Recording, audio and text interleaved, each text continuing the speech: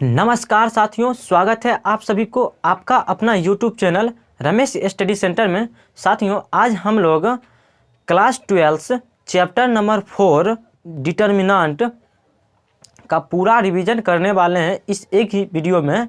तो साथियों, आज के बस ये वीडियो आप सभी को लिए बहुत ही इम्पोर्टेंट होगा। जो स्टूडेंट्स 2022 में बिहार बोर्ड या CBSE बोर्ड से एग्ज़ाम देने वाले हैं, उन सभी के लिए बहुत ही इम्पोर्टेंट होने वाला है। तो साथियों, आज हम लोग इस वीडियो में कौन कौन से टॉपिक कवर करेंगे वो सब देख लेते हैं कि एक एक करके कौन कौन सा टॉपिक कवर करेंगे। तो पहले देखिए, पहले कौन सा टॉपिक आएगा, तो पहले आएगा एक्सपेंशन ऑफ डिटर्मिनेंट। तो इस टॉपिक में हम लोग क्या करेंगे, पूरा डिटर्मिनेंट का एक्सपेंशन करेंगे, उस डिटर्मिनेंट का वैल्यू कैसे निकालते हैं वो इसमें देख लेंगे। उसके बाद बच्चों, माइनर, कोफैक्टर और सिंगुलर एंड नॉन सिंगुलर, ये चार मतलब छोटी छोटी पॉइंट्स हैं। इन चारों पॉइंट्स को हम लोग क्या करेंगे, क्लियर करेंगे।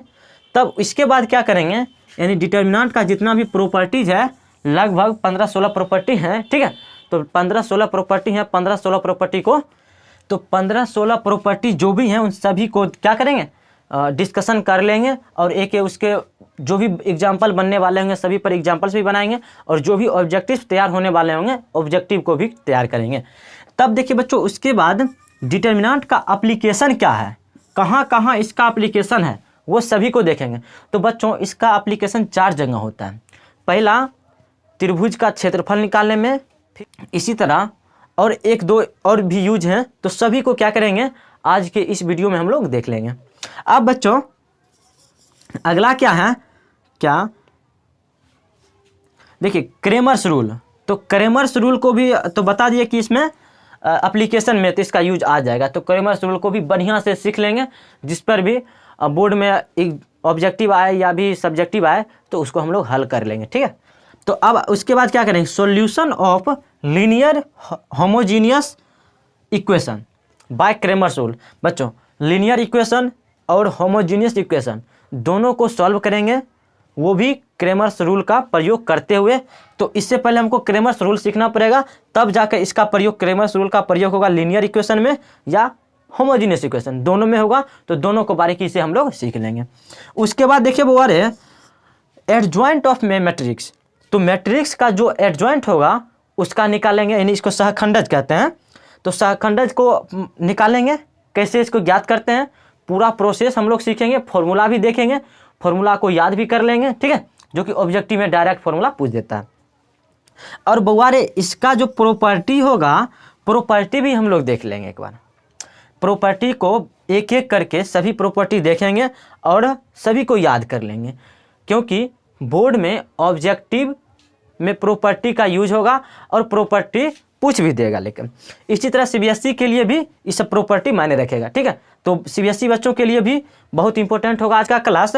अब देखिए, इसके बाद क्या होगा, इन्वर्स ऑफ स्क्वायर मैट्रिक्स। तो स्क्वायर मैट्रिक्स का इन्वर्स ज्ञात करना सीखेंगे और उसका प्रॉपर्टी भी सीखेंगे, ठीक है। तो इट्स प्रॉपर्टीज।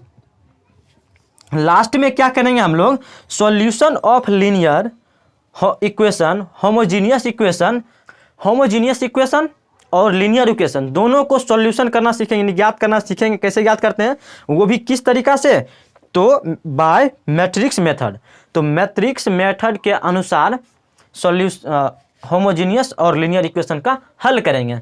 तो साथियों देखिए, महामैराथन हुआ पूरा क्लास का। और बच्चों देखिए, इसी तरह एग्जाम नज़दीक आते आते जितना भी NCERT का चैप्टर है सभी का रिकॉर्डेड वीडियो क्या करेंगे, अपलोड कर देंगे इसी चैनल पर। तो अगर अभी तक आप लोग सब्सक्राइब नहीं किए हैं तो जाकर सब्सक्राइब कर लीजिएगा। अगर वीडियो अच्छा लगेगा तो लाइक भी कर दीजिएगा, अपने सभी दोस्तों के साथ शेयर भी कर दीजिएगा। और बच्चों देखिए, इससे पहले मैट्रिक्स का 1 शॉर्टेड वीडियो कवर हो चुका है, तो उसका लिंक आई बटन में भी दे देंगे और डिस्क्रिप्शन में भी दे देंगे, तो आप लोग जाकर देख लीजिएगा। अगर जहाँ भी डाउट लगे, तो डाउट लगेगा तो कमेंट करके बताइएगा, ठीक है। तो कमेंट का हम रिप्लाई देंगे, लेकर प्रत्येक कमेंट का रिप्लाई देंगे।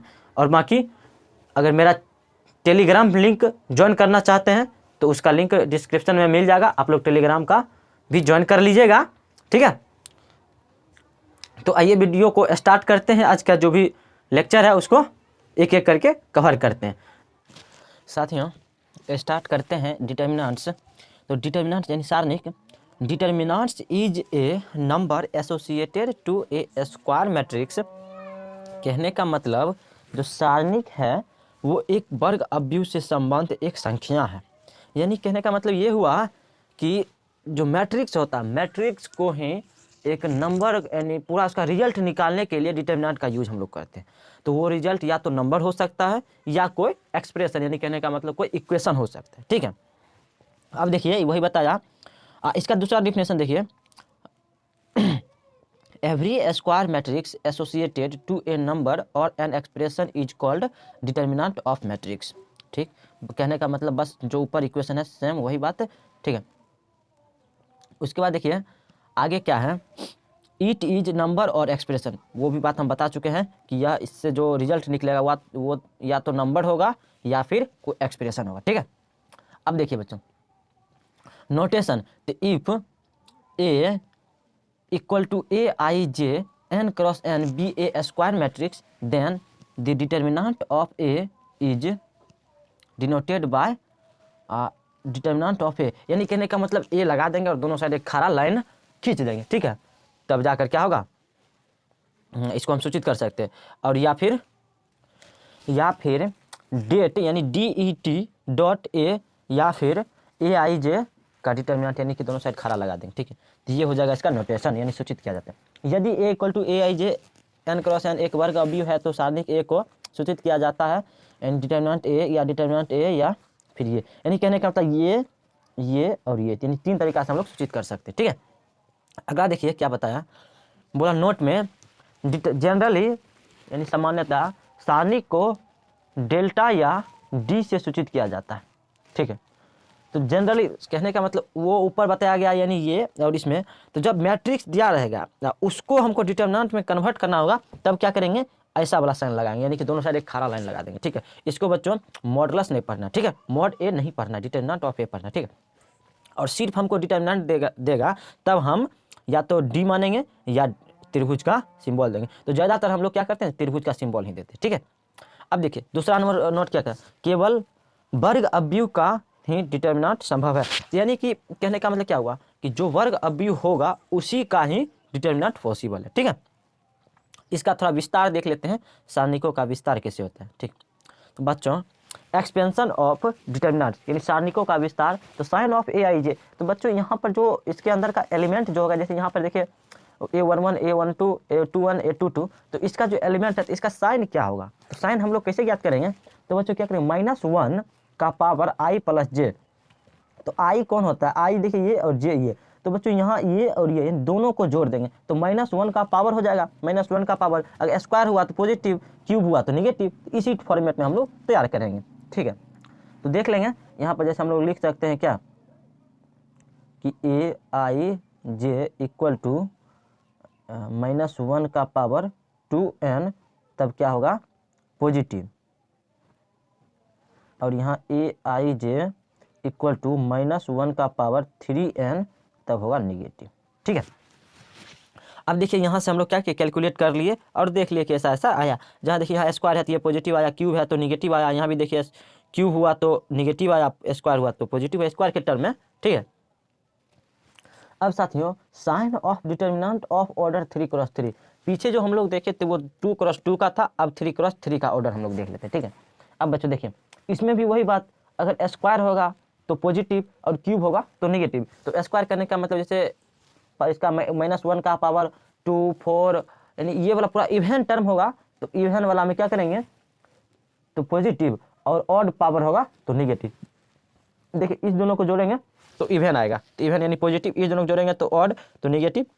तो अब बच्चों यहाँ से एक क्लियर हुआ क्या कि एक के बाद एक अल्टरनेट यानी साइन चेंज होगा, पॉजिटिव है तो नेगेटिव, नेगेटिव है तो पॉजिटिव, फिर पॉजिटिव है तो नेगेटिव, नेगेटिव पॉजिटिव, इसी तरह अल्टरनेट होते चलेगा। ठीक है, अब बच्चों देखिए इसका विस्तार हम लोग कैसे करेंगे, तो क्या करेंगे जब A11 का यानी या तो हम लोग मतलब एक रो की तरफ कर सकते हैं या एक कॉलम की तरफ, तो किसी एक का तरफ हमको करना है। तो हम लोग पहले क्या कर, जनरली हम लोग पंक्ति की ओर से करते हैं। ठीक है, तो करेंगे कैसे, देखिए A11 को रखेंगे, बाकी ये पंक्ति छोड़ देंगे और ये स्तंभ भी छोड़ देंगे। ये 4 एलिमेंट बचा है, 4 एलिमेंट को डिटरमिनेंट के फॉर्मेट में लिख देंगे, ठीक है।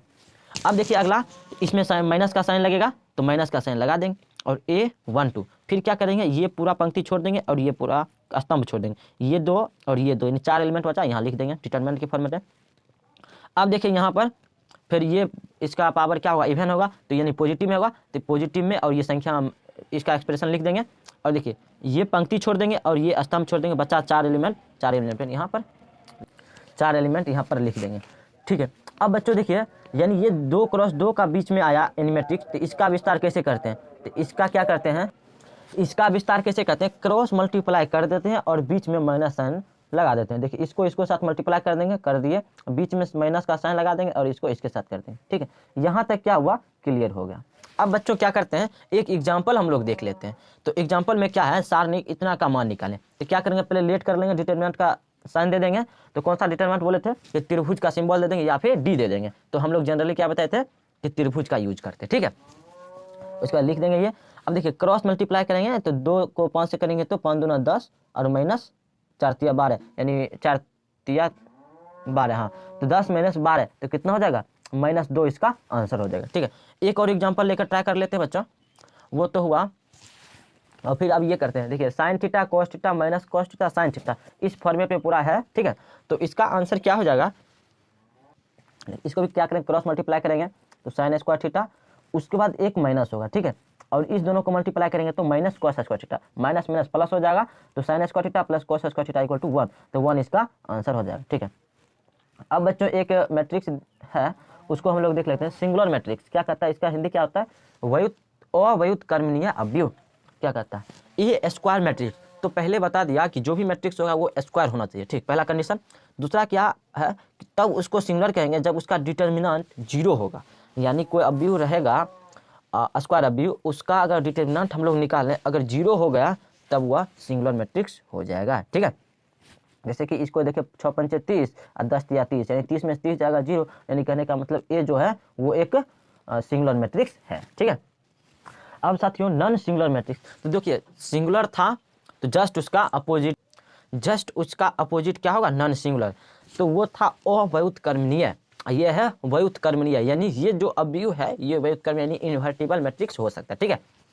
तो इसमें क्या है, a square matrix is said to be non singular matrix if इसका डिटरमिनेंट क्या होगा, 0 नहीं होगा। तो बच्चों अगर डिटरमिनेंट 0 हो जाएगा तो वो होगा सिंगुलर मैट्रिक्स यानी अव्युत्क्रमणीय, अगर डिटरमिनेंट 0 नहीं हुआ तो होगा व्युत्क्रमणीय नॉन सिंगुलर मैट्रिक्स। ये आप लोग याद रखिएगा, ऑब्जेक्टिव में पूछा जाएगा, ठीक है। तो ये यहाँ देखिए इसका 2 दूना 4 और 4 दूना 8 -3, तो 8 - 3 यानी 5 होगा, यानी 0 के बराबर नहीं हुआ, तो कहने का मतलब ये is a non singular matrix, ठीक है। आप लोग क्या करिए, नोट्स बनाते चलिएगा, काहे कि लाइफ में फिर जरूरत पड़े तो इसका यूज कर लीजिएगा, लेकिन बोर्ड के दृष्टिकोण से बहुत ही महत्वपूर्ण है ये, ठीक है। तो देखिए बच्चों अब क्या करते हैं, माइनर, यानी माइनर कहने का मतलब क्या हुआ, उपसारणिक। एक हम लोग पढ़ते हैं चैप्टर क्या है, सारणिक, और उपसारणिक कहने का मतलब उसका ही कुछ ना कुछ छोटा रूप होगा, ठीक है। तो जैसे कि नहीं होता है क्या कि राष्ट्रपति उपराष्ट्रपति, तो राष्ट्रपति का वैल्यू ज़्यादा और उपराष्ट्रपति का थोड़ा कम, तो ठीक उसी प्रकार है सारणिक और उपसारणिक। क्या कहता है, if A equal to AIJ M cross N be A square matrix then the minor of AIJ in A is denoted by MIJ, यानी MIJ से इसको डिनोट करते हैं, ठीक है।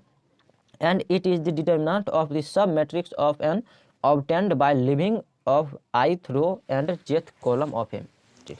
देखिए इसमें क्या कहा, जो भी मैट्रिक्स दिया रहेगा, ठीक है, उसमें क्या करेंगे, एक रो और एक कॉलम हटा देंगे, ठीक है, कोई सा भी एक रो और कोई सा भी एक कॉलम। तो जिस मतलब पहला अगर रो को हटाएंगे तो पहला कॉलम ही हटाना पड़ेगा, दूसरा रो हटाएंगे तो दूसरा कॉलम, ठीक है।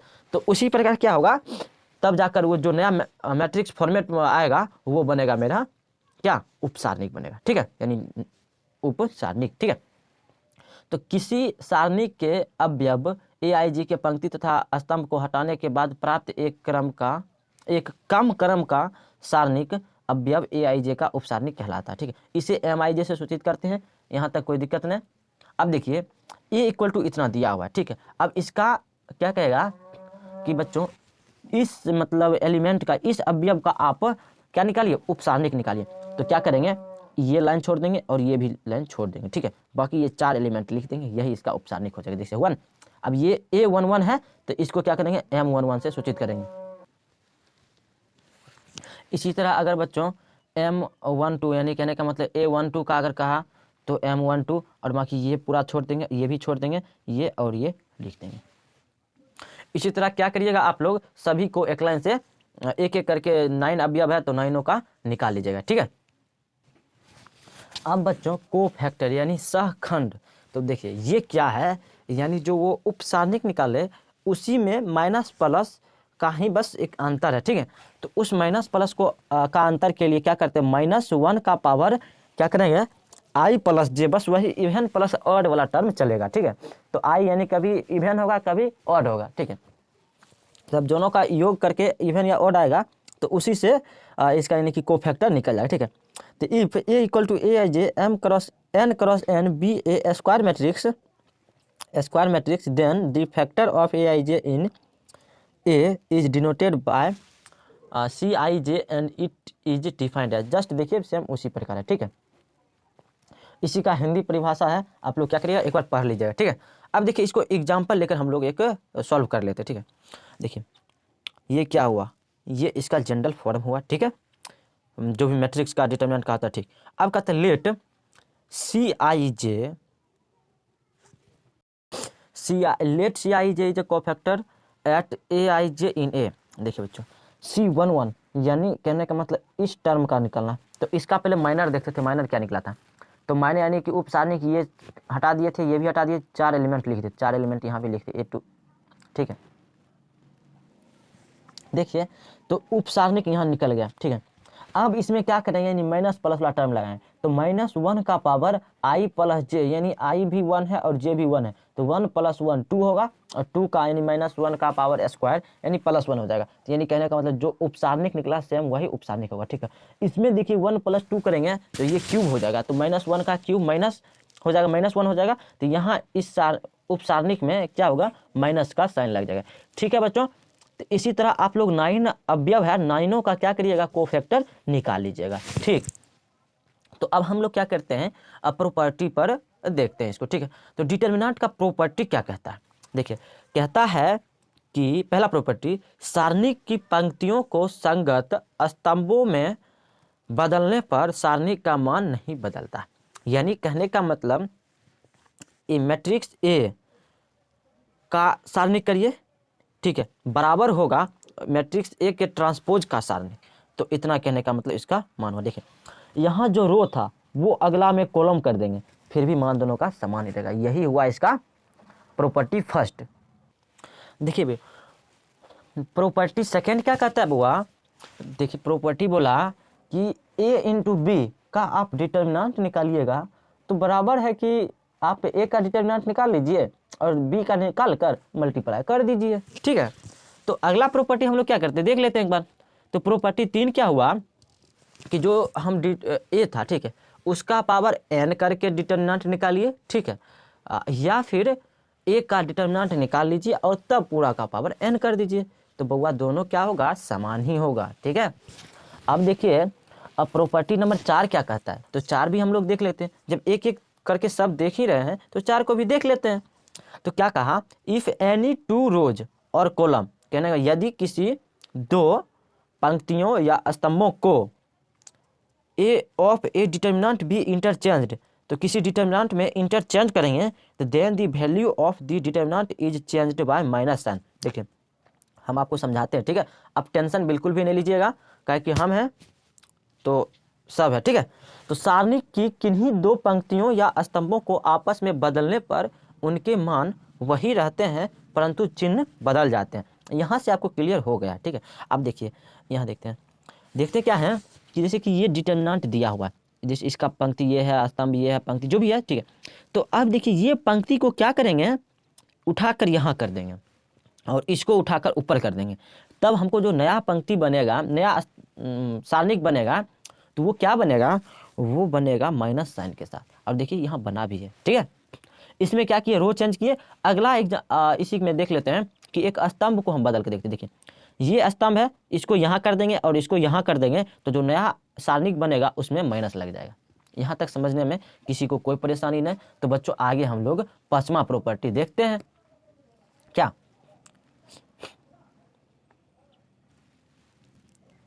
इसमें क्या कहा, if each elements of any row or column of a determinant is multiplied by k times the value of new determinant is k times the original determinant। तो बच्चों यहाँ क्या बताया, यदि सारणिक के किसी एक पंक्ति या स्तंभ के प्रत्येक अवयव को k से गुना करने पर पहले वाला अवयव यानी ओरिजिनल जो डिटर्मिनेंट होगा, ठीक है, वो के गुना हो जाएगा। अब देखिए बच्चों, अर्थात देखिए इसको हम एक डिटर्मिनेंट लेकर समझाते हैं आपको। जैसे कि देखिए ये पूरा डिटर्मिनेंट है, इसके देखिए पहले पंक्ति में सब में क्या किए, के से मल्टीप्लाई कर दिए, ठीक है। तो अगला जो नया अभी डिटर्मिनेंट होगा वो डिटर्मिनेंट रहेगा और पूरा डिटर्मिनेंट में के से गुना हो जाएगा। तो बच्चों देखिए यहाँ से एक चीज़ स्पष्ट हुआ कि अगर हमको किसी सारणिक में किसी स्केलर से मल्टीप्लाई करना हो तो किसी एक पंक्ति या किसी एक स्तंभ में करेंगे, ठीक है। और कॉमन लेना होगा तो किसी एक पंक्ति या किसी एक स्तंभ से हम कॉमन ले सकते हैं, ठीक। यहाँ तक समझने में किसी को कोई परेशानी नहीं बउआ। अगला हम लोग देखते हैं प्रॉपर्टी नंबर 6। देखिए बउआ ये प्रॉपर्टी 6 को समझने से पहले क्या करते हैं कि जैसे कि उसमें एक पंक्ति में क्या कहते हैं, मल्टीप्लाई किए थे के से। अब क्या करते हैं, सभी एलिमेंट में पहला पंक्ति में के से मल्टीप्लाई, दूसरा में एल से कर देते हैं, तीसरा में एम से कर देते हैं। यानी कहने का मतलब जो नया अवयव नया सारणिक बनेगा उसमें से तीनों बाहर आ जाएगा, के एल एम, ठीक है। तो के एल एम बाहर आ जाएगा, बाकी जो उसके अंदर का ओरिजिनल अवयव था वो बच जाएगा। यहाँ तक आगे हम लोग देख लेते हैं। आगे क्या है, ये देखिए थोड़ा वीवीआई प्रॉपर्टी है। क्या है property number 6, if A equal to A I J N cross N be A square matrix then, तब कहता है के इंटू ए का जो डिटर्मिनेंट होगा वो बराबर होगा के का पावर एन इंटू डिटर्मिनेंट ए। देखिए यहाँ एन जो है बुआ, एन है ऑर्डर ऑफ डिटर्मिनेंट या ऑर्डर ऑफ मैट्रिक्स, जो भी कहिए आप लोग, ठीक है। और यहाँ जो ये है ये तो डिटर्मिनेंट है, और ये के जो है के कांस्टेंट एक कोई नंबर है। अब देखिए उदाहरण में हम लोग देखते हैं, if A is A 4x4 matrix such that determinant A equal to 2 then find 3a का डिटर्मिनेंट। अब बच्चों देखिए 3a का डिटर्मिनेंट निकालना है, तो ये पूरा क्या हुआ, मेरा कांस्टेंट हो गया, कोई दिक्कत नहीं। तो हम लोग क्या करेंगे, कांस्टेंट का पावर n, तो n यहाँ लगाएंगे, लेकिन n क्या होगा, n ऑर्डर होगा, तो ऑर्डर कहते हैं 4, तो 3 का पावर 4 इंटू डिटर्मिनेंट a, 3 का पावर 4 81 और गुणे 2 तो इक्वल टू 162, तो 162 इसका आंसर हो गया, ठीक है। अब प्रॉपर्टी नंबर 7 देखते हैं, इफ एनी 2 रोज और column of A determinant be identical then the value of determinant is 0। देखिए कहता है यदि किसी सारणिक का 2 पंक्ति या 2 स्तंभ समान हो तो सारणिक का मान 0 हो जाएगा। जैसे कि यहाँ हम लोग देखते हैं ए बी सी, ये पंक्ति नंबर फर्स्ट और पंक्ति नंबर सेकंड क्या है, बराबर है, तो बराबर है तो इसका मान 0 हो जाएगा। बच्चों अगर इस सब का प्रूफ देखना चाहते हैं तो उतना हम लोग के पास समय नहीं है जो हम इस सब को एक एक करके प्रूफ कर पाएँ, ठीक है। तो प्रूफ के लिए आप लोग कमेंट कीजिए, इस सब के लिए एक एक्स्ट्रा वीडियो बना देंगे, तो कमेंट सेक्शन में जाकर आप बताइए कि नहीं सर इसका प्रूफ हमको चाहिए, ठीक है, तो हम बना देंगे आप लोगों के लिए, ठीक।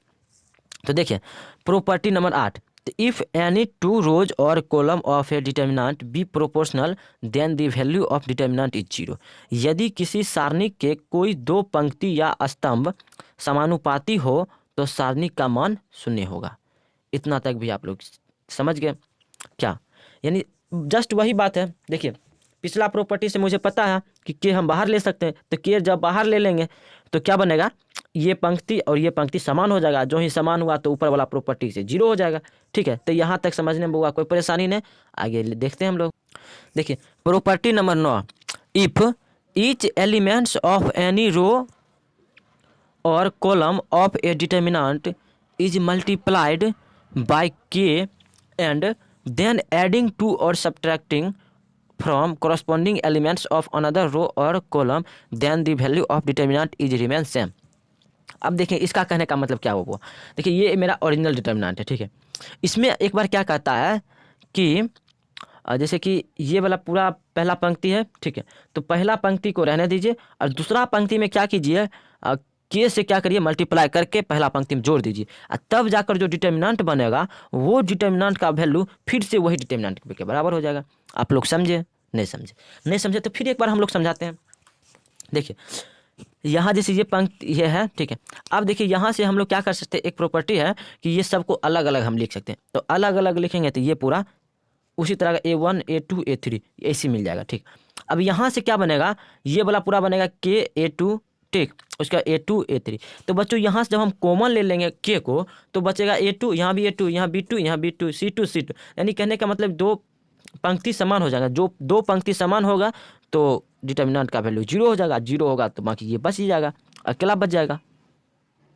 देखिए प्रॉपर्टी नंबर 10 क्या कहता है, if each elements of any row or column of a determinant is sum of 2 or more terms then the sum of 2 or more determinant, ठीक है। जैसे पहला पंक्ति में क्या है, 3 को जुटा हुआ है, ठीक है, यहाँ भी 3 को टर्म, तो क्या करेंगे, तीनों को अलग अलग हम कर सकते हैं। पहला हम देखिए इसको रखेंगे और ये दोनों को रखेंगे, इसको यानी ऐसे करेंगे, फिर ऐसे, यानी देखिए 1 2 3 टर्म में डिवाइड हो गया। यही मेरा प्रॉपर्टी है। देखिए बच्चों आप लोग क्या करिएगा, थोड़ा अच्छा से एक बार देख लीजिएगा, एक बार हो 2 बार हो, वीडियो को रिपीट करके देख लीजिएगा। जहाँ भी डाउट लगे, नहीं समझ में आए तो कमेंट में जाकर बताइए। हम प्रत्येक व्यक्ति का कमेंट के रिप्लाई देते हैं, ठीक है, और आपको भी देंगे रिप्लाई। तो आप बिल्कुल बेहिचक होकर कमेंट जाकर करिए और उसका हम रिप्लाई देंगे, ठीक है। अब देखिए प्रॉपर्टी नंबर 11 क्या कहा, डायगोनल मैट्रिक्स का अगर हमको डिटर्मिनेंट निकालना हो तो डायगोनल एलिमेंट्स जितना भी होगा सभी को क्या करेंगे, मल्टीप्लाई कर देंगे, तो कर देंगे मल्टीप्लाई, तो उसका आंसर निकल जाए। जैसे कि देखिए ये डायगोनल मैट्रिक्स है, ठीक है, इसके डायगोनल को क्या करें, इसका डिटर्मिनेंट निकालना हो तो 1 3 6 तीनों को क्या करेंगे, गुना कर दें, 1 2 बच्चों यहाँ छोटी सी मिस्टेक है, यहाँ 3 है तो यहाँ भी 3 होगा, ठीक है, तो गुना करेंगे तो कितना बनेगा, 18 बन जाएगा, तो ये इसका आंसर हो जाएगा, ठीक है। अब बच्चों प्रॉपर्टी नंबर 12 आया, तो क्या कहते हैं ट्रायंगुलर मैट्रिक्स का। तो देखिए बउआ इसमें भी हम लोग वही करेंगे, प्रोडक्ट ऑफ डायगोनल एलिमेंट्स कर देंगे, जो भी डायगोनल एलिमेंट्स होगा उसका प्रोडक्ट कर देंगे तो बाकी मेरा आंसर आ जाएगा। देखिए ये क्या हुआ, यानी ऊपर वाला 0 है, इसमें नीचे वाला 0 है, तो ये हुआ लोअर ट्रायंगुलर मैट्रिक्स और ये हुआ अपर ट्रायंगुलर मैट्रिक्स। तो दोनों में हम वही बात करेंगे, हम डायगोनल एलिमेंट्स को मल्टीप्लाई कर देंगे और आंसर निकलेगा। देखिए 2 गुना 3 गुना 8, तो 2 तिया 6 6 8 के 48, तो 48 इसका आंसर हो गया। इसमें 2 8 7, तो 8 दूना 16 और 16 7 112, तो 112 इसका आंसर हो गया, ठीक है। अब प्रॉपर्टी नंबर 13 हम लोग देखते हैं। देखिए बुआ प्रॉपर्टी का यूज यही सब है, प्रॉपर्टी से देखिए कितना आसानी से हल हो गया। अब नहीं तो हम लोग क्या करते रहे, पूरा को जैसे कि मैट्रिक्स डिटर्मिनेंट को विस्तार करते हैं, उस अनुसार विस्तार करते तब फिर जाकर हल करते हैं, तो लेकिन बहुत लंबा हो जाता है, तो टाइम भी बहुत एक्सपेंड हो जाता है, ठीक है, खर्च बहुत होता है टाइम, तो उतना हमको करना नहीं है, ठीक है। प्रॉपर्टी को अप्लाई करना है और आज जाकर आंसर निकालना है। अब वो देखिए प्रॉपर्टी 13 में क्या कहता है, आइडेंटिटी मैट्रिक्स। तो आइडेंटिटी मैट्रिक्स यानी होता, तो उसका देखिए उसमें भी वही करना, प्रोडक्ट ऑफ डायगोनल एलिमेंट, तो उसमें डायगोनल एलिमेंट सिर्फ बुआ एक के होता है, ठीक है, तो एक को एक से मल्टीप्लाई करेंगे तो जितना भी होगा एक ही होगा, तो इसलिए बुआ इसका आंसर एक ही होगा। आइडेंटिटी जब दिखे और उसका डिटर्मिनेंट निकालने के लिए बोले तो एक उसका आंसर हो जाएगा, ठीक है। अब बुआ रे बोल रहा है क्या, प्रॉपर्टी नंबर 14 के SQ symmetric matrix of odd order. अब बउआ SQ सिमेट्रिक ऑड ऑर्डर का, तो देखिए इसमें क्या होगा, SQ सिमेट्रिक मैट्रिक्स तो पहला होना चाहिए, ठीक है, उसके बाद ऑर्डर क्या होगा, ऑड, तो ऑड ऑर्डर होगा तो SQ सिमेट्रिक मैट्रिक्स का मान 0 हो जाएगा, ठीक है। इतना तक प्रॉपर्टी क्लियर हो गया। अब देखिए प्रॉपर्टी नंबर 15 क्या कहता है, 15 है कि साइक्लिक डिटर्मिनेंट, देखिए इस तरह का डिटर्मिनेंट होगा। अब इसमें कुछ एग्जाम्पल से ही समझा गया, अगर इस तरह का डिटर्मिनेंट दिया, जैसे कि पहला पंक्ति 1 1, दूसरा पंक्ति ABC, तीसरा होगा स्क्वायर, तब जाकर इसका रिजल्ट क्या होगा, A minus B into B minus C into C minus A. देखिए पूरा साइक्लिक में चल रहा है, A minus B, B minus C, C minus A, इस तरह साइक्लिक चलेगा। इसी तरह दूसरा देखिए, अगर इस फॉर्मेट का रहेगा तो फिर भी इसका भी आंसर वही होगा, A minus B, B minus C, C minus A. फिर देखिए इस फॉर्मेट का रहा तो 0 होगा, अब देखिए लास्ट वाला क्या है, A B C A square B square C square A cube B cube C cube, तब क्या होगा ए बी सी बाहर हो जाएगा। क्या यहाँ देखिए ए बाहर कर लेंगे, इससे बी बाहर कर लेंगे, इससे सी बाहर कर लेंगे, तब जाकर क्या होगा ऊपर वाला जो मैट्रिक्स था ठीक उसी प्रकार क्या होगा बन जाएगा। जैसे कि यहाँ देखिए ये है इस तरह से बन जाएगा, इस तरह से बन जाएगा, तो इसके लिए इतना लिख सकते हैं। तो यहाँ पे पहले ए बी सी बाहर करके उसके इतना लिख देंगे। देखिए इसी का देखिए 5वां नंबर है क्या, बस इस अगर फॉर्मेट का रहे, देखिए आप लोग देख लीजिएगा इसको, ठीक है। तो इसमें ऐसा होगा, ठीक है। बाकी 6ठा नंबर देखिए ऐसा रहेगा, तो ऐसा रहेगा। देखिए क्या करते हैं, एक को हम लोग क्या करते हैं प्रूफ कर देते हैं, ठीक है। एक को प्रूफ करते हैं पहला नंबर, और उसी को देख देख कर आप लोग क्या करिएगा सीख लीजिएगा और अगला भी प्रूफ कर लीजिएगा, ठीक है। तो देखिए लेट क्या करेंगे सॉल्यूशन यानी कि डिटर्मिनेंट का सिंबल देकर इतना लिख देंगे। अब क्या करेंगे बउआ रे, देखिए किसी तरह इसको हमको सॉल्व करना ही पड़ेगा, ठीक है। तो ऑपरेटिंग सिस्टम करके सॉल्व कर लेंगे, ठीक। ट्रांसफॉर्मेशन जैसे मैट्रिक्स में हम लोग बताए थे ट्रांसफॉर्मेशन, ठीक है, उसके अनुसार करेंगे। तो देखिए इसमें देखिए क्या करेंगे, ये 2 है C2 यानी कि स्तंभ नंबर 2, तो इसमें C1 को घटा देंगे, तो ये 0 हो जाएगा, ये B माइनस ए हो जाएगा। इसी तरह कुछ ना कुछ बनते चलेगा, तो हम लोग देख लेते हैं। और एक बार क्या करें इसमें इसको घटा देंगे, देखिए वही किए ऑपरेटिंग C2 पर वर्क करेंगे, C2 minus C1 and C3 पर वर्क करेगा, तो C3 minus C1 we get आएगा। देखिए ये वाला पूरा वैसा ही रह जाएगा 1a स्क्वायर। अब घटाएंगे तो इतना आएगा, तो आप लोग क्या करिए एक बार घटा कर देख लीजिएगा, ठीक है। उसके बाद यहाँ से हम लोग क्या करेंगे 1 में से 1 जाएगा तो 0 हो जाएगा, ठीक है। फिर 1 में से 1 जाएगा तो 0 हो जाएगा,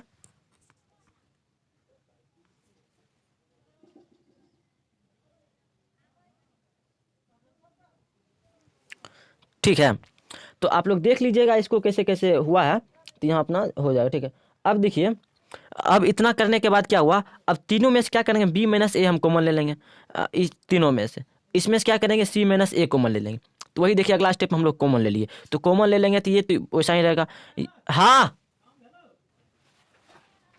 तो देखिए बुआ यहाँ से यहाँ आने तक इतना हो गया, ये बचेगा। अब क्या करेंगे इसके अनुसार इसको तोड़ देंगे, तोड़ने के बाद जैसे कि हम जानते हैं इसको छोड़ देंगे, इसको छोड़ देंगे, इसको यहाँ मल्टीप्लाई करेंगे और इसको मल्टीप्लाई करेंगे, फिर माइनस का साइन होगा, ठीक है। तो जाकर इतना आएगा, तो लास्ट में जाकर देखिए क्या हो गया, यानी यहाँ आकर प्रूफ हो गया, ठीक है। प्रूफ हो गया इतना, इसका आंसर आ गया, जो LHS यानी RHS में था RHS हमको मिल गया, ठीक है। बउआ रे अब इसका क्या करते हैं एप्लीकेशन देखते हैं। तो एप्लीकेशन क्या होगा डिटर्मिनेंट का कहाँ कहाँ होता है, देखिए एप्लीकेशन नंबर फर्स्ट त्रिभुज का एरिया निकालने में। तो देखिए त्रिभुज दिया रहेगा, उसका कोऑर्डिनेट तीनों कोऑर्डिनेट दे देगा, ठीक है, x1 y1 x2 y2 x3 y3, ठीक है। अब क्या करेंगे इसका एरिया कैसे निकलेगा, तो 1/2, अब देखिए x1 इंटू अगला क्या करेंगे y वाला टर्म आएगा, लेकिन 1 है तो 2 और 3, तो y2 माइनस y3, ठीक है। फिर प्लस x2, तो अगला क्या आएगा y3 माइनस y1, फिर plus x3 into y1 minus y2। देखिए ये एक फॉर्मूला हुआ, आप लोग याद भी कर लीजिएगा, अगर याद न हो सके तो कोई बात नहीं है, और करके यहाँ एरिया ऑफ त्रिभुज में एक और हम बताएं 1/2 जो डिटर्मिनेंट के फॉर्मेट में है, देखिए यानी C3 तीसरा स्तंभ जो होगा उसको क्या करिएगा 1 1 मान लीजिएगा, ठीक है। बाकी x1 y1 x2 y2 x3 y3 ऐसा आप लोग बना लीजिएगा, ठीक है। आप उसके बाद डिटर्मिनेंट तो सॉल्व करने के लिए आता ही है, तो डिटर्मिनेंट के अनुसार इसको सॉल्व कर दीजिएगा और आंसर निकल जाएगा, ठीक है। देखिए वैसे हम लोग एक एग्जांपल सॉल्व किए हैं, उसको आप लोग देखिए, ठीक है। क्या कहता है find the area of triangle whose vertex are इतना और इतना इतना इतना, इसका वर्टेक्स क्या हुआ दिया हुआ 3, 2 -1, 4 -2, -3। देखिए x1 हो गया 3, y1 हो गया 2, x2 हो गया -1, y2 हो गया 4, x3 -2, y3 -3। अब देखिए डिटर्मिनेंट के फॉर्मेट में रख दिए, और उसके बाद जो प्रोसेस होता है प्रोसेस के अनुसार हल किए, तो इसका क्या आया 15 इसका आंसर आ गया, ठीक है। 15 इसका आंसर आ जाएगा, तो आप लोग भी हल करके देख लीजिएगा, आंसर इसका 15 आएगा। देखिए नोट में क्या बताया कि क्षेत्रफल हमेशा धनात्मक होती है, तो ये लोग आप बचपन से ही जानते हैं कि क्षेत्रफल हमेशा धनात्मक ही होती है। 3 रैखिक बिंदु के लिए क्षेत्रफल 0 होती है, ये भी हमको पता है, और नहीं पता है तो एप्लीकेशन नंबर सेकंड में ये हम बताते हैं, ठीक है। तो एप्लीकेशन सेकंड में देखिए कोलिनियरिटी नियरिटी ऑफ 3 पॉइंट्स, जब 3 पॉइंट्स कोलिनियर होगा तो त्रिभुज फॉर्म बनेगा, 0 होगा, ठीक है। डिटर्मिनेंट का मान क्या होगा, 0 हो जाएगा, ठीक। अब देखिए बिल्कुल पिछला प्रोसेस के अनुसार आप लोग रखिएगा, लेकिन डिटर्मिनेंट का मान 0 कर दीजिएगा, ठीक है। तो 1/2 है तो उधर जाएगा तो वो भी 0 हो जाएगा, तो सिर्फ बचेगा x1 y1 1। अब देखिए बउआ इसका क्या होगा, 1/2 तो बाहर चला गया तो 0 हो गया, ठीक है। तो ये इसका क्या हुआ, आंसर हो गया। कहने का मतलब इसका रिक्वायर्ड एक्सप्रेशन मिल गया रैखिक यानी बिंदु जो भी है 3 रैखिक बिंदु कोलिनियर पॉइंट के लिए, ठीक है। तो which is the required condition for collinear of ABC, ठीक है। तो इतना आप लोग समझिए, कोई दिक्कत नहीं। अब बउआ इसमें एक एग्जाम्पल लेते हैं, और वो एग्जाम्पल क्या कहता है, सो डैट द पॉइंट्स ये आर कोलिनियर। तो इसको क्या करेंगे, पहले मैट्रिक्स के फॉर्मेट में लिख देंगे, तो लिखने के बाद देखिए इतना हो गया।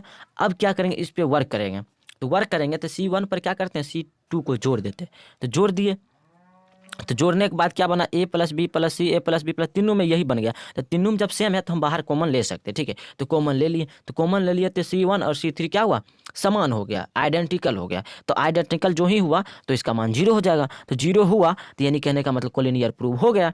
तो यही हमको प्रूफ करना था। तो यहाँ पर देखिए 0 हुआ तो कोलिनियर प्रूफ हो गया, ठीक है। बउआ रे इसका 2 एप्लीकेशन हम लोग देख लिए हैं, ठीक है। अब इसका तीसरा एप्लीकेशन कर देखते हैं, क्या कहता है, इक्वेशन ऑफ स्ट्रेट लाइन। तो तीसरा जो एप्लीकेशन होगा स्ट्रेट लाइन के इक्वेशन के लिए होगा, ठीक है। तो A और B इसका लास्ट पॉइंट है किसका, तो स्ट्रेट लाइन का, और बीच में एक R एज्यूम कर लिए।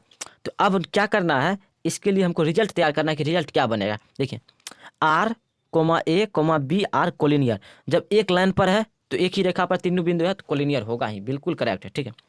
तो देखिए डिटर्मिनेंट का वैल्यू 0 होगा, कोलिनियर हुआ तो कहने का मतलब x y, पहला R है तो R के लिए XY, बाकी तीसरा में 1 1 तो होगा ही, A के लिए x1 y1 x2 y2। अब देखिए ऐसे भी आप लोग चलिएगा, यहाँ x x1 x2 y y1 y2, ठीक है। तो इसके अनुसार चलेंगे तो यहाँ 0 हुआ, बाकी 1/2 होगा, वो भी उधर जाकर 0 बन गया। तो जाकर इसका जो रिक्वायर्ड एक्सप्रेशन बना वो क्या बना, दिस इज द, ये मतलब इसका रिक्वायर्ड बनेगा। तो इसको लैंग्वेज में हम लोग कैसे लिख सकते हैं, this is the equation of the line which passing through x1 y1 and x2 y2। तो ये इसका रिक्वायर्ड एक्सप्रेशन हो गया। तो अब बच्चों यहाँ से इसका एक एग्जाम्पल हम लोग देख लेते हैं और वहाँ से पूरा क्लियर हो जाएगा एग्जाम्पल से। देखिए find the equation of the line which is passing through 2, 3 and 4, 2। तो equation of the required line is, देखिए पहला नंबर तो XY हमको हमेशा रखना ही है, लास्ट में 1 1 भी रखना है, चेंज कहाँ करना है यहाँ पर। तो यहाँ पर क्या करेंगे, 2 3 2 3 4 2 4 2, ठीक। अब देखिए इसको डिटर्मिनेंट के अनुसार सॉल्व करेंगे। तो सॉल्व जब करेंगे बउआ तो जैसे करते हैं इसको इसके अनुसार करेंगे, तो इसको छोड़ देंगे, इसको छोड़ देंगे, इसको हल करेंगे, फिर इसी तरह आप लोग करिएगा। तो करने के बाद लास्ट में x + 2y = 8 इसका, यानी कहने का मतलब ये एक इक्वेशन बन जाएगा। तो क्या होगा, this is the required line of equation which is passing through 2, 3 and 4, 2। और ये इसका आंसर हुआ। तो बउआ रे जैसे जैसे अभी हम बताए ना, ठीक आप लोग भी उसी तरह बोर्ड में बनाइएगा तो पूरा का पूरा नंबर मिलेगा, एक भी नंबर नहीं कटेगा, ठीक है। अब देखिए एप्लीकेशन 3 भी खत्म हो गया, एप्लीकेशन अब 4 को हम लोग देखते हैं। तो एप्लीकेशन 4 में क्या कहता है, solution of simultaneous linear equation by Cramer's rule. तो एप्लीकेशन 4 में हम लोग क्रेमर्स रूल को सीखेंगे। देखिए 4 2 अननोन, जब 2 अननोन इक्वेशन रहेगा तो उसके लिए हम लोग कैसे सॉल्व करेंगे, क्या करेंगे, पहला को इक्वेशन 1 मानेंगे, दूसरा को इक्वेशन 2 मान लेंगे, ठीक। अब यहाँ से डिटर्मिनेंट का वैल्यू पहले निकालेंगे। तो डिटर्मिनेंट का वैल्यू निकालने के लिए क्या करेंगे, देखिए ये कांस्टेंट वाला टर्म हुआ, कांस्टेंट वाला को छोड़कर जो भी वेरिएबल वाला टर्म है उसका कोफिशिएंट हम ले लेंगे, ठीक है। जब x के लिए निकालेंगे तब क्या करेंगे, x को छोड़ देंगे, y के स्थान पर y का कोफिशिएंट रहेगा, और जहाँ x के स्थान पर क्या होगा वो कांस्टेंट वाला कोफिशिएंट रहेगा, कांस्टेंट का, ठीक है। उसके बाद y के लिए क्या करेंगे, y के स्थान पर कांस्टेंट वाला टर्म आएगा और x के स्थान पर x वाला कोफिशिएंट रहेगा। तब जाकर क्रेमर्स के रूल के अनुसार क्या कहता है, x का मान निकालने के लिए x = डेल्टा x बट्टा डेल्टा करेंगे, और y का मान निकालने के लिए y = डेल्टा y बट्टा डेल्टा। अब बच्चों ये तो इसका शॉर्ट फॉर्म एक बताया गया कि नोट में ये इक्वेशन अगर दिया रहे तो वही मतलब C1 जो इधर था उसको इधर ले आया, यानी कहने का मतलब LHS में ले आया, तो माइनस में हो जाएगा, माइनस हुआ तो यहाँ से भी वही फॉर्मेट निकलेगा जो ऊपर निकला था, जस्ट मतलब सेम है। तो आप लोग ये याद रखिएगा कि x equal to delta X बट्टा delta and y equal to delta Y बट्टा डेल्टा, ये इसका रिक्वायर्ड एक्सप्रेशन हो गया, ठीक है। बाकी आप लोग देख लीजिएगा एक बार। देखिए कंसिस्टेंसी, अब बच्चों यहाँ से हम लोग क्या करेंगे, इक्वेशन तो पहले सॉल्व हो गया, एक्स वाई का मान भी निकल गया, अब यहाँ से संगत है इक्वेशन।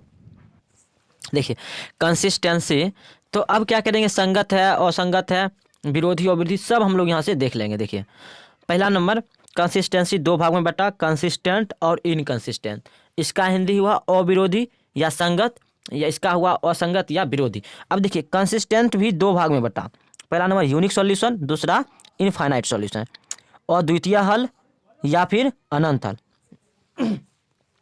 जब डिटर्मिनेंट का वैल्यू 0 के बराबर नहीं होगा तब जाकर इसका अद्वितीय हल हो जाएगा, ठीक है। लेकिन अगर डिटर्मिनेंट और डेल्टा एक्स या फिर डिटर्मिनेंट यानी वाई तीनों का मान जब 0 हो जाएगा, एक्स वाई जो भी डिटर्मिनेंट सब का, तब इसका अनंत हल होगा, यानी इसका कोई सीमित नहीं कि कितना हल होगा। लेकिन बच्चों एक बात और आप ध्यान रखिएगा, जब डिटर्मिनेंट का वैल्यू 0 हो और बाकी एक्स या वाई किसी एक का मान नॉन 0 हो, तब होगा इसका कोई हल नहीं होगा। देख लीजिए एक बार, यानी कहने का ये सब नौमा में हम लोग सीख लिए थे, नौमा 10वां में कि A1 बट्टा A2 does not equal to B1 बट्टा B2, तब यूनिक सोल्यूशन यानी अद्वितीय हल, A1 बट्टा A2 इक्वल टू B1 बट्टा B2 इक्वल टू C1 बट्टा C2, तब इनफाइनाइट सोल्यूशन यानी अनंत हल, A1 बट्टा A2 इक्वल टू B1 बट्टा B2 does not equal to C1 बट्टा C2, तब इसका नो सॉल्यूशन होगा। ओके, अब देखिए एक एग्जांपल लेकर तीनों कंडीशन का एक एक हम लोग एग्जांपल लेकर सॉल्व कर लेते हैं एक बार, तीनों कंडीशन का। देखिए solve the following equation by Cramer's rule, ये इक्वेशन दिया x plus 2y equal to 3, 2x minus Y equal to 1, इसका सॉल्यूशन हम लोग देखते हैं। पहले क्या करेंगे, डिटर्मिनेंट का वैल्यू निकालेंगे, डिटर्मिनेंट का वैल्यू नॉन 0 आया, यानी 0 के बराबर नहीं आया, तो जो ही 0 के बराबर नहीं आया तो इसका डायरेक्ट क्या होगा, यूनिक सॉल्यूशन। लेकिन फिर भी हमको क्या करना पड़ेगा, डेल्टा एक्स का मान निकालना पड़ेगा, तो वो भी क्या होगा, -5 निकलेगा, और डेल्टा वाई का मान निकालेंगे तो वो भी -5 निकलेगा। अब बच्चों बाय क्रेमर्स रूल, x का मान निकालने के लिए डेल्टा x बटा डेल्टा, तो -5 बटा -5 1 हो गया, y का मान निकालने के लिए डेल्टा y बटा डेल्टा, तो -5 बटा -5 1 निकला, यानी x का मान भी 1 और y का मान भी 1। अब बच्चों इक्वेशन दूसरा को सॉल्व करते हैं, क्या है, 2x plus 6y equal to 4 और x plus 3y equal to 2। देखिए यहाँ वो वाला कंडीशन लगाएंगे तो यहाँ से पता चल जाएगा कि ये आइडेंटिकल हो जाएगा, आइडेंटिकल हुआ तो डिटर्मिनेंट का मान 0 हो जाएगा। लेकिन फिर भी हम लोग सॉल्व करते हैं, पहले क्या करें, डिटर्मिनेंट का वैल्यू निकालेंगे, तो डिटर्मिनेंट का वैल्यू देखिए यहाँ लिख लेंगे 2 गुने 3 माइनस 1 गुने 6, तो यानी 0 हो गया। डेल एक्स का मान निकालेंगे, ये भी 0, डेल वाई का मान निकालेंगे, ये भी 0 हो गया, तो तीनों टर्म क्या हो गया, 0 हो गया। तो कहने का मतलब जो सेकंड कंडीशन था इनफाइनाइट सॉल्यूशन वाला वो सेटिस्फाइड हुआ, delta equal to delta x equal to delta Y equal to 0, तो given system of equation has infinite solution. तब क्या करेंगे, let y equal to K from 2, यानी फ्रॉम इक्वेशन 2 से चलेंगे, वी गेट, तो x इक्वल टू क्या हो जाएगा, 2 minus 3k and y equal to k हो जाएगा। ये मेरा रिक्वायर्ड आंसर हो जाएगा, ठीक है। k का मान रखते चलेंगे, x का मान आते चलेगा, ठीक है। जैसे k का मान अगर मान लीजिए 0 रखेंगे तो x का मान 2 आएगा, एक y का मान 0 आएगा। k का मान लीजिए कि 5 रखेंगे तो y का मान 5 आ जाएगा, लेकिन इसका क्या हो जाएगा, -15 यानी -11 हो जाएगा, -13 हो जाएगा, ठीक है। तो इसी तरह हम लोग निकाल लेंगे एक एक करके सभी का, एक एक करके सभी का आंसर निकाल लेंगे। देखिए यहाँ पर हम लोग कर रहे थे कि 5 रखेंगे तो 5 0 रखेंगे 0 आएगा, जो भी आएगा। अब देखिए क्या कहता है 3 में equation 3, x plus y equal to 2, 2x plus 2y equal to 3। अब देखिए यहाँ से क्या होगा, इसका डिटर्मिनेंट निकालेंगे, पहले डिटर्मिनेंट निकालेंगे तो 0 आएगा, डेल x निकालेंगे तो 1 आएगा, लेकिन डेल y निकालेंगे तो -1 आएगा। तो अब बउआ रे डिटर्मिनेंट का वैल्यू 0 हो गया, तो 0 हुआ तो यहाँ से दो कंडीशन, या तो इनफाइनाइट सॉल्यूशन या नो सॉल्यूशन। लेकिन फिर उससे आगे हम लोग चलेंगे तो delta x does not equal to 0, तो यानी नो सॉल्यूशन वाला कंडीशन सेटिस्फाइड हुआ, तो given system of equation has no solution, तो इसका एक भी सॉल्यूशन संभव नहीं। जैसा कि वो 2x2 मैट्रिक्स के लिए सेटिस्फाइड था, यानी 2 अननोन के लिए। अब देखिए इसमें 3 अननोन करेंगे हम लोग, तो इक्वेशन ये बनेगा a1x plus b1y plus c1z equal to d1। यहाँ बनेगा a2x plus b2y plus c2z equal to d2। यहाँ a3x plus b3y plus c3z equal to d3। अब देखिए यहाँ से हम लोग फिर वही कंडीशन डिटर्मिनेंट का वैल्यू निकालेंगे, तो कांस्टेंट वाला छोड़कर बाकी सभी का कोफिशिएंट ले लेंगे, a1 b1 c1 a2 b2 c2 a3 b3 c3। जब डेल्टा x के लिए चलेंगे, देखिए ये दोनों रहने देंगे, ठीक है। बाकी एक्स वाई जेड किसी में भी जाएंगे तो जो उसका रियल वैल्यू है यानी वाई का निकालेंगे तो वाई के स्थान पर हम कांस्टेंट वाला लगाएंगे। जब एक्स का निकालेंगे तो एक्स के स्थान पर कांस्टेंट वाला लगाएंगे। जब जेड का निकालेंगे तो जेड के स्थान पर कांस्टेंट वाला लगाएंगे, ठीक है। अब देखिए क्रेमर्स के रूल के अनुसार क्या होगा, x equal to delta x बटा delta, Y equal to delta Y बटा delta, Z equal to delta Z बटा डेल्टा। अब देखिए यहाँ से मान निकाल लेंगे, ठीक है। लेकिन फिर इसमें कंडीशन क्या आएगा कि कंसिस्टेंट है या इनकंसिस्टेंट है, क्या है, न है, वो भी हमको देखना पड़ेगा। देखिए जब डिटर्मिनेंट का वैल्यू 0 नहीं होगा तब वो हो जाएगा यूनिक सॉल्यूशन। यूनिक सॉल्यूशन होगा तो वही कंसिस्टेंट वाला फुलफिल होगा। लेकिन बउआ रे जब डिटर्मिनेंट का वैल्यू 0 हो जाएगा और डेल्टा एक्स वाई जेड किसी एक का मान 0 नहीं होगा तब इसका नो सॉल्यूशन होगा और इनकंसिस्टेंट होगा, ठीक है। उसके बाद देखिए जब चारों का मान 0 हो जाएगा तब इनफाइनाइट सॉल्यूशन होगा, और उसके बाद सॉल्यूशन नहीं भी हो सकता, इसमें मतलब दोनों कंडीशन है, ठीक है। और इसको देखिए उतना इंपॉर्टेंस ना, इसको छोड़ दीजिएगा आप लोग, अगर देखना तो देख, लेकिन बोर्ड के दृष्टिकोण में नया है, बोर्ड में नहीं पूछेगा। अब देखिए सॉल्विंग द इक्वेशन, तो इसको बाय क्रेमर्स रूल्स के अनुसार आप लोग क्या करिएगा, सॉल्व कर लीजिएगा एक बार, और इसे हम अभी क्या करते हैं बता देते हैं। देखिए इस इक्वेशन को सॉल्व करेंगे तो इक्वेशन दिया हुआ है 3 को, तो तीनों को पहले सॉल्व करने के लिए क्या बताए थे, डेल्टा का वैल्यू निकालने के लिए कांस्टेंट वाला छोड़ देगा, बाकी सभी का कोफिशिएंट यहाँ पर लिख देंगे। तो लिखने के बाद इसका जब हल किए तो -9 आया, ठीक है।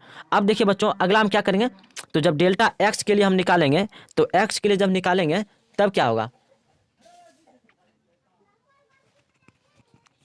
जब देखिए डेल्टा एक्स के लिए निकालेंगे तो कांस्टेंट के स्थान पर चेंज कर देंगे। तो यहाँ से आप लोग क्या करिएगा, रिकॉल करके देख लीजिएगा एक बार क्या क्या फुल करना है। और उसके बाद देखिए तीनों का वैल्यू क्या, चारों का वैल्यू -9 आ गया, सभी में -9 जब हल किए तो -9 आया।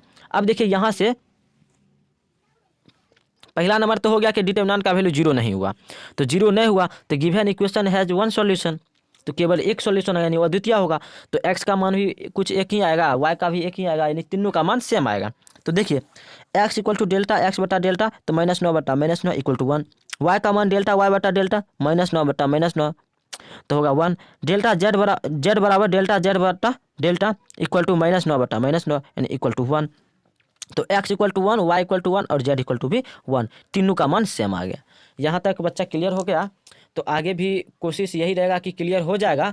लेकिन आप लोग क्या करिएगा, ध्यान देते रहिए, पढ़ते रहिए, मन से मेहनत करिए, दिल से मेहनत करिए, क्या तब जाकर अच्छा मार्क्स आएगा। 400, 450, 430 इस तरह से मार्क्स लाइए, और बाकी रिजल्ट के दिन ज़रूर कमेंट करके बताइए, बहुत ही खुशी मिलेगी मुझे भी, ठीक है। तो आप बच्चों आगे इसी तरह हम लोग देखते हैं अगला क्या होता है। यहाँ तक जब सॉल्व किए तो आंसर आया, लेकिन बउआ रे अब आगे देखते हैं होमोजीनियस सिस्टम ऑफ इक्वेशन। तो होमोजीनियस सिस्टम ऑफ इक्वेशन में क्या आएगा, तो इसमें भी 3 कंडीशन रहेगा, लेकिन जो कांस्टेंट वाला टर्म क्या रहेगा, 0 रहेगा। 3 इक्वेशन रहेगा लेकिन कांस्टेंट वाला 0 होगा।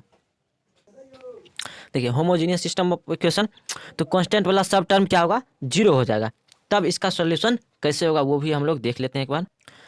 अब देखिए क्रेमर्स रूल के अनुसार इसको सॉल्व करेंगे, तो बउआ रे क्या होगा, पहले क्या करेंगे, डिटर्मिनेंट करेंगे। डिटर्मिनेंट का वैल्यू 0 होगा, ये तो कन्फर्म है, ठीक है, कन्फर्म है 0 को होगा, जैसे कि हो गया अगर, तब delta x equal to delta y delta z तीनों का एक बार देख लें तो वो भी 0 हो गया।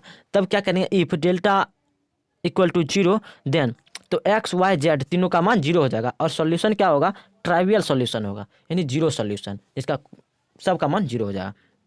लेकिन इसके आगे देखते हैं, इसके आगे क्या है, इफ डेल्टा इक्वल टू 0, जब डज नॉट 0 होगा तब ये सब कंडीशन, लेकिन जब 0 हो जाएगा तब पुट करेंगे, put z equal to k and find x y in terms of k by solving any 2 equation. किसी 2 इक्वेशन को सॉल्व करके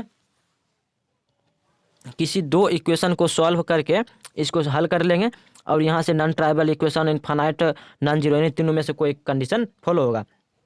वो भी हम लोग देख लेते हैं कि कैसे फॉलो होगा। सॉल्यूशन, तो सॉल्यूशन ट्राइवियल और नॉन ट्राइवियल में बटेगा। जब डिटर्मिनेंट का वैल्यू जीरो नहीं होगा तब यूनिक सॉल्यूशन और एक्स वाई जेड तीनों का सॉल्यूशन जीरो हो जाएगा, ठीक है। लेकिन जब नॉन ट्राइवियल सॉल्यूशन होगा तब डिटर्मिनेंट का वैल्यू जीरो और इनफाइनाइट सॉल्यूशन। तो इनफाइनाइट सॉल्यूशन जब होगा तो क्या करेंगे, जेड इक्वल टू के पुट करेंगे और एक्स वाई को के टर्म में दो इक्वेशन को सॉल्व करके निकाल लेंगे। लेकिन बउआ नोट में क्या बताया, system of homogeneous simultaneous linear equation is always consistence, यानी ये हमेशा कंसिस्टेंट ही होगा, इनकंसिस्टेंट नहीं होगा, ठीक है। देखिए अब क्या करेंगे, एडजॉइंट ऑफ ए मैट्रिक्स। अब बी का सहखंड है, तो if A equal to A I J N cross N be A square matrix then adjoint of A is denoted by adjoint A and it is defined as ऐसे। देखिए वो adjoint A निकालना होगा तो पहले उसका कोफैक्टर ज्ञात करेंगे, और कोफैक्टर ज्ञात करने के बाद उसका ट्रांसपोज कर देंगे तो इसका एडजॉइंट हो जाएगा। देखिए यहाँ ये मैट्रिक्स दिया हुआ है, इसका पहले कोफैक्टर करेंगे तो A11 का कोफैक्टर C11, A12 का कोफैक्टर C12, इसी तरह हर एक का यही होगा, C के टर्म में हो जाएगा। अब क्या करेंगे, इसका ट्रांसपोज कर देंगे, तो ट्रांसपोज यानी कि पंक्ति जो है उसको कॉलम बना देंगे। जैसे ये पंक्ति था इसको कॉलम बना देंगे, तो C11 तो C11, C12 तो C12, C13 तो C13, इसी तरह तीनों को कर देंगे, ठीक है। तब जाकर रिक्वायर्ड इसका क्या होगा, एडजॉइंट निकल जाएगा। यहाँ से इसका रिक्वायर्ड एक्सप्रेशन आ गया। अब बउआ रे इसका एग्जाम्पल एक हम लोग देख लेते हैं। तो एग्जाम्पल में क्या है, find the adjoint of matrix इतना। देखिए बुआ पहला नंबर तो इसका क्या करेंगे, कोफैक्टर निकालेंगे।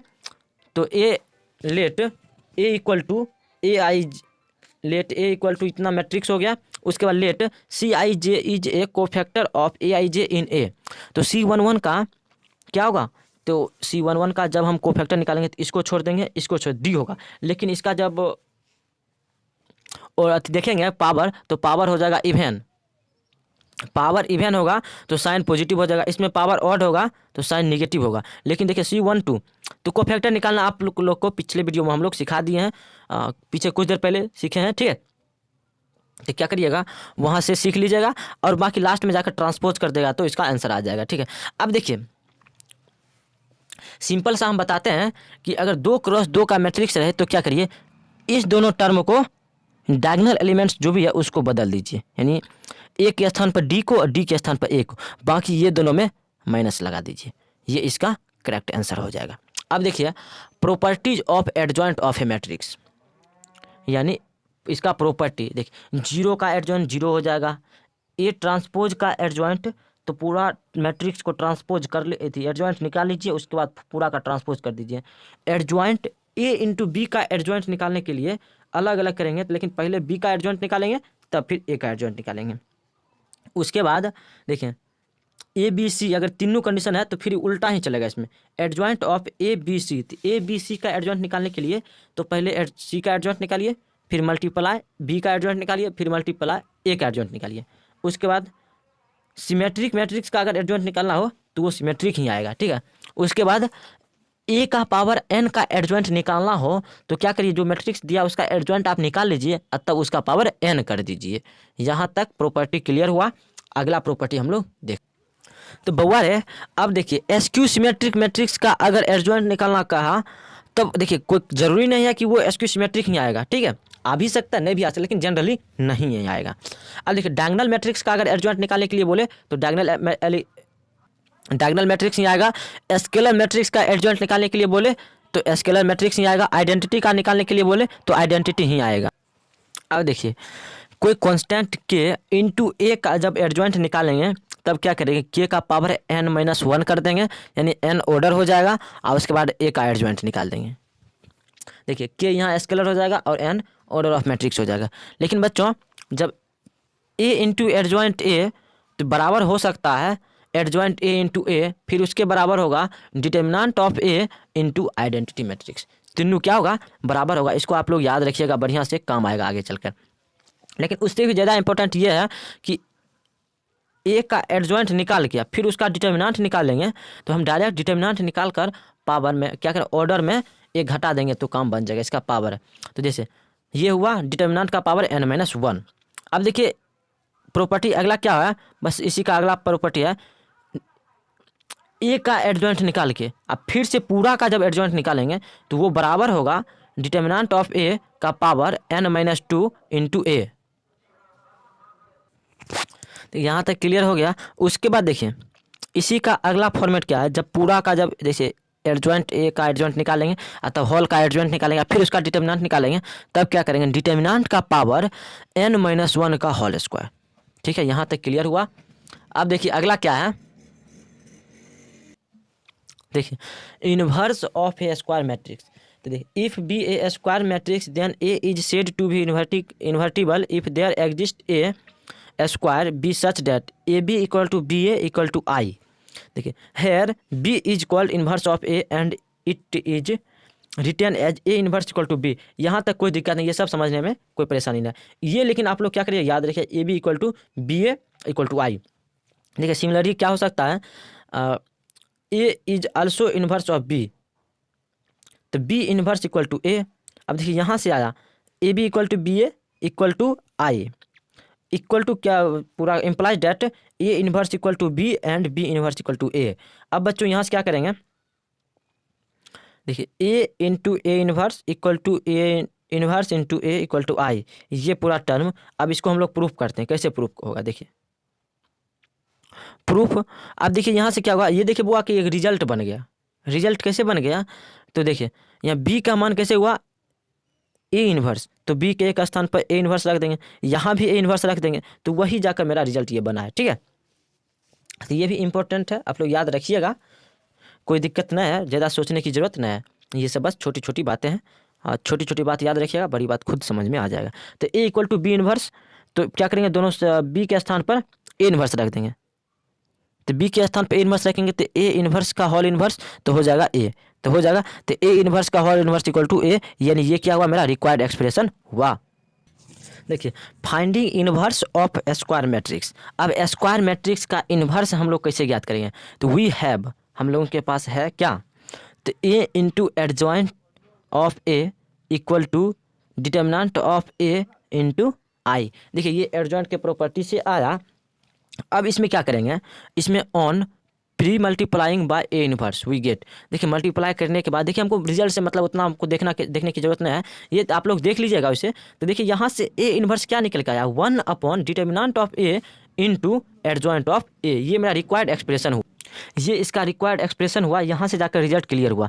अब बुआ देखिए नोट 1 में क्या है, A inverse exist if determinant का वैल्यू 0 नहीं होगा तभी जाकर ए इन्वर्स एग्जिस्ट करेगा। देखिए डिटर्मिनेंट का 0 होगा तो 1/0 इन्फिनाइट हो जाएगा, इन्फिनाइट यानी कि एग्जिस्ट होगा ही नहीं।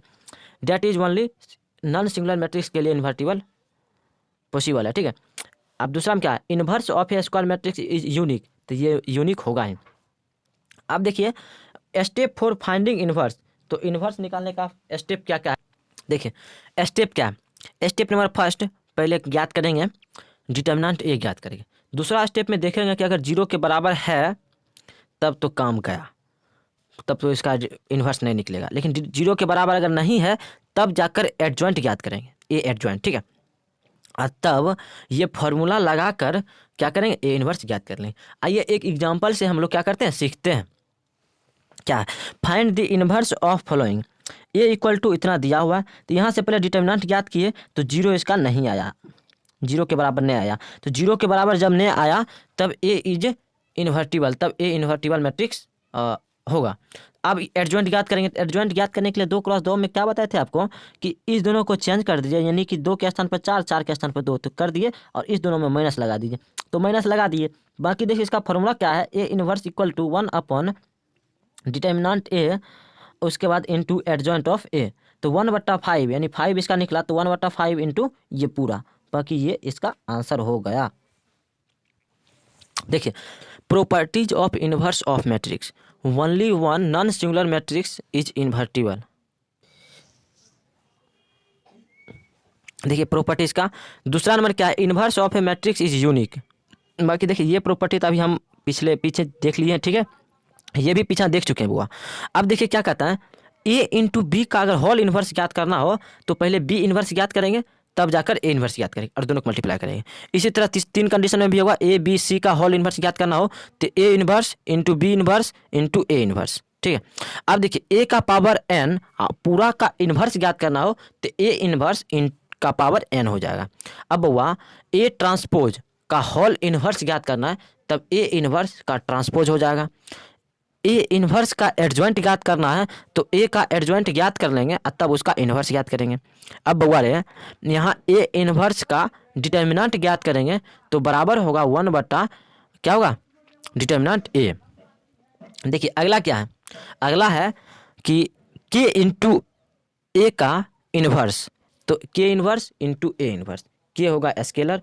अब हुआ सिमेट्रिक मैट्रिक्स का इन्वर्स कहता है तो सिमेट्रिक मैट्रिक्स ही होगा, डायगोनल मैट्रिक्स का इन्वर्स तो डायगोनल ही होगा, स्केलर मैट्रिक्स का इन्वर्स तो स्केलर मैट्रिक्स ही होगा, आइडेंटिटी मैट्रिक्स का इन्वर्स आइडेंटिटी मैट्रिक्स ही होगा।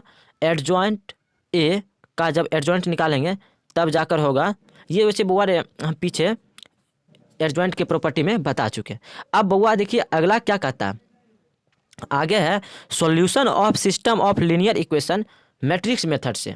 तो मैट्रिक्स मेथड से इसका सॉल्यूशन ज्ञात करें तो above system of equation can be put in matrix form as. देखिए ये देखिए पूरा टर्म जो कांस्टेंट वाला छोड़कर जो भी बचा है तो उसको एगो इक्वेशन बना लेंगे। फिर देखिए यहाँ एक्स वाला क्या करेंगे, एक्स वाई जेड तीन वो है तो उसको एक मैट्रिक्स बना लेंगे, बराबर क्या करेंगे कांस्टेंट वाला टर्म लिख देंगे। अब यहाँ से डेट इज, तो देखिए इसको ए मान लेंगे, ये वाला पूरा एक्स हो जाएगा और ये वाला बी हो जाएगा। तब जाकर यहाँ से हमको क्या होगा डायरेक्ट, देखिए इसको अगर उल्टा करेंगे तो क्या होगा, x equal to A inverse into B, ये मेरा रिक्वायर्ड एक्सप्रेशन हो जाएगा। अब यहाँ से हम एक्स का मान ज्ञात कर सकते हैं। जैसे देखिए वहाँ से क्या आया, सपोज डेट इधर एक्स वाई जेड ऐसा कुछ टर्म क्या आया, बराबर में क्या आया अल्फा बीटा गामा, तो एक्स का वैल्यू हो जाएगा अल्फा, वाई का होगा बीटा, जेड का वैल्यू होगा गामा। नोट याद रखना क्या है कि डिटर्मिनेंट ए इक्वल टू 0 तब क्या होगा एक्स इक्वल टू, जब वो डिटर्मिनेंट का वैल्यू 0 नहीं होगा उस कंडीशन के लिए वो सब था, लेकिन जब डिटर्मिनेंट का वैल्यू 0 हो जाएगा तब क्या होगा x equal to A inverse into B, और तब क्या यहाँ पर ए इन्वर्स का वैल्यू लगाएंगे तो 1 determinant A into adjoint A और इंटू बी हो जाएगा। अब देखिए ऐसा कंडीशन होगा, ये फॉर्मूला है डायरेक्ट, तो तब होगा no solution if determinant A if adjoint A into B का मान 0 नहीं हो, या फिर एडजॉइंट ए इंटू बी का मान जब 0 होगा तब इन्फिनाइट सॉल्यूशन होगा। देखिए यहाँ से आप कंसिस्टेंसी चेक करेंगे हम लोग, तो पहला एक कंसिस्टेंट और इनकंसिस्टेंट। देखिए कंसिस्टेंट का 2 पार्ट यूनिक और इनफाइनाइट, और इनकंसिस्टेंट का सिर्फ एक पार्ट। बउआ रे जब डिटर्मिनेंट का वैल्यू 0 नहीं होगा तब यूनिक हो जाएगा, अगर डिटर्मिनेंट का वैल्यू 0 हो गया तब दो कंडीशन, एक ये वाला टर्म और ये वाला टर्म। तो इसमें क्या होगा, जब डिटर्मिनेंट का वैल्यू भी 0 और एडजॉइंट ए इंटू बी का वैल्यू भी 0 तब इनफाइनाइट सॉल्यूशन, और adjoint A into B does not equal to 0 तब क्या होगा नो सॉल्यूशन, तो इसका हो जाएगा नो सॉल्यूशन। अब देखिए step for finding solution of linear equation. पहले वही बात करेंगे, put system of equation in the form of A x equal to B के, A x equal to B के फॉर्म में पुट कर लेंगे, तब डिटर्मिनेंट का वैल्यू ज्ञात करेंगे। अगर 0 नहीं आया तब क्या करेंगे, system of equation has unique solution, और तब जाकर x equal to A inverse B ज्ञात करेंगे। ठीक है, फिर क्या करें, अगर 0 आ गया, यदि 0 आ गया तब हमको ज्ञात करना पड़ेगा एडजॉइंट ए इंटू बी, और उसके बाद हमको देखना पड़ेगा कि एडजॉइंट ए इंटू बी का मान 0 हुआ तब सिस्टम का इक्वेशन का हल क्या होगा, इनफाइनाइट हो जाएगा। अगर एडजॉइंट ए इंटू बी बराबर डज नॉट 0 आया तब देन सिस्टम का सॉल्यूशन कुछ भी नहीं होगा, यानी नो सॉल्यूशन हो जाएगा। देखिए ये वो एग्जाम्पल है, और इस एग्जाम्पल को आप लोग क्या करिएगा, खुद से सॉल्व कर लीजिएगा एक बार। ठीक है, काहे कि इतना अगर करेंगे तो वीडियो बहुत लंबा बन जाएगा और वो अच्छा नहीं होगा। ठीक है, इसलिए आप लोग सॉल्व करिएगा, अगर नहीं सॉल्व हो तो आप लोग कमेंट कर दीजिएगा, कमेंट करिएगा तो हम बता देंगे। लेकिन ध्यान रखिएगा कि टेलीग्राम का लिंक भी हम लोग डिस्क्रिप्शन में दे देंगे, तो टेलीग्राम का लिंक भी आप लोग ज्वाइन कर लीजिएगा। अगर किसी तरह का डाउट हो या पीडीएफ के लिए तो वहाँ से आप कॉन्टैक्ट कर सकते हैं। ठीक है, देखिए अब इसी तरह इसका भी क्या होगा, होमोजीनियस लीनियर इक्वेशन आएगा, जो कांस्टेंट वाला term, all constant term are all constant terms are zero. तब क्या होगा, फिर उसको क्या करेंगे, मैट्रिक्स के फॉर्म में लिख देंगे। तो क्या करेंगे, इस वाला टर्म वैसा ही होगा, ये वाला टर्म भी वैसा ही होगा पिछले वाला जैसे, और देखिए कांस्टेंट वाला में क्या हो जाएगा, पूरा जीरो हो जाएगा। तब यहाँ से क्या निकला, A x equal to zero, तो X equal to A inverse zero, तो if determinant does not equal to zero, तो X equal to all zero. ठीक है, जीरो हो गया, तो यहाँ से एक्स का मान जीरो, वाई का मान जीरो, जेड का मान भी जीरो। ट्राइवल सॉल्यूशन होगा या फिर जीरो सॉल्यूशन, कोई दिक्कत नहीं यहाँ तक। अब देखिए अगला क्या देखते हैं, इफ डिटर्मिनेंट का वैल्यू जीरो हो गया, then the system of equation has non zero solution और नॉन ट्राइवल सॉल्यूशन। अब देखिए बुआ रे, इंड हो गया। ठीक है, ये वीडियो आज के लिए समाप्त हो गया, कोई दिक्कत नहीं है। देखिए अब आप लोगों के लिए दो लाइन है, बिना मेहनत के तख्तो ताज, बिना मेहनत के तख्तो ताज नहीं मिलते, बिना मेहनत के तख्तो ताज नहीं मिलते, ढूंढ लेते हैं अंधेरे में मंजिल अपनी, क्योंकि जुगनू कभी रोशनी के मोहताज नहीं होते। एक और आप लोगों के लिए ही है बुआ, रख हौसला वो मंजर भी आएगा, प्यासे के पास चलकर समंदर भी आएगा, रख हौसला वो मंजर भी आएगा, प्यासे के पास चलकर समंदर भी आएगा, थक कर ना बैठ ए मंजिल के मुसाफिर, एक दिन मंजिल भी मिलेगी और मिलने का मज़ा भी आएगा। इसी के साथ थैंक यू सो मच, जय हिंद जय भारत। बच्चों आज का वीडियो समाप्त हो गया, और आप लोग अच्छा से नोट्स तैयार कर लीजिएगा और जाकर सभी को रिवीजन कर लीजिएगा, याद कर लीजिएगा। जाते जाते आप सभी के लिए दो लाइनें, रख हौसला वो मंजर भी आएगा, प्यासे के पास चलकर समंदर भी आएगा, रख हौसला वो मंजर भी आएगा, प्यासे के पास चलकर समंदर भी आएगा, थक कर ना बैठ ए मंजिल के मुसाफिर, एक दिन मंजिल भी मिलेगी और मिलने का मज़ा भी आएगा। जय हिंद जय भारत। धन्यवाद साथियों।